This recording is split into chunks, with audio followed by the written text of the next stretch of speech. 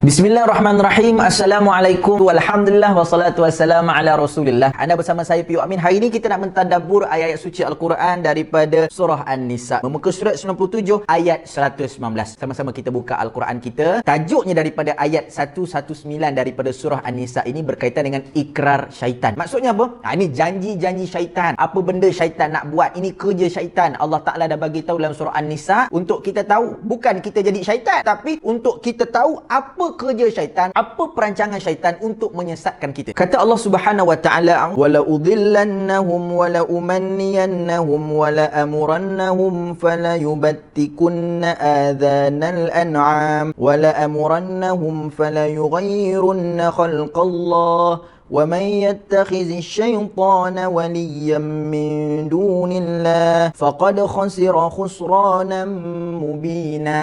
Kata Allah Subhanahu wa taala yang bermaksud, dan pasti aku akan sesatkan mereka dan akan aku bangkitkan angan-angan kosong pada mereka dan akan aku suruh mereka memotong telinga-telinga binatang ternakan, lalu mereka benar-benar memotongnya, dan aku suruh mereka mengubah ciptaan Allah, lalu mereka benar-benar mengubahnya. Barang siapa menjadikan syaitan sebagai pelindung selain Allah, kerugian yang nyata. Di sini ada nota kaki. Apa maksud memotongnya itu? Kata Allah, menurut kepercayaan Arab jahiliah, binatang-binatang yang akan dipersembahkan kepada patung-patung berhala haruslah dipotong telinganya terlebih dahulu. Dan binatang yang seperti ini tidak boleh ditunggangi dan tidak boleh digunakan serta harus dilepaskan sahaja. Dan seterusnya, mengubah ciptaan Allah bererti mengubah yang diciptakan Allah seperti memandulkan binatang. Ada yang mengertikan dengan mengubah agama Allah. Dan ada banyak lagi maksud tentang mengubah ciptaan Allah Subhanahu wa taala daripada ciptaan kita sendiri, daripada lelaki jadi perempuan, perempuan jadi lelaki, mengubahkan sesuatu bukan sebab kecacatan tapi kerana nak cantik hingga mendaruratkan diri kita. Apa yang Allah Taala nak sampaikan kepada kita di sini tentang kerja syaitan yang memang selalu menyesatkan manusia. Dan manusia yang sesat ini bukan manusia yang buruk perangai saja. Manusia yang dah memang tentu baik, pakaiannya elok, bahasanya pun cantik, zikirnya banyak, tapi kalau syaitan nak sesatkan, mudah saja. Sebab apa? Asas dalaman tak kuat. Sebab itu kita sebagai manusia yang luaran ini penting juga, tetapi dalaman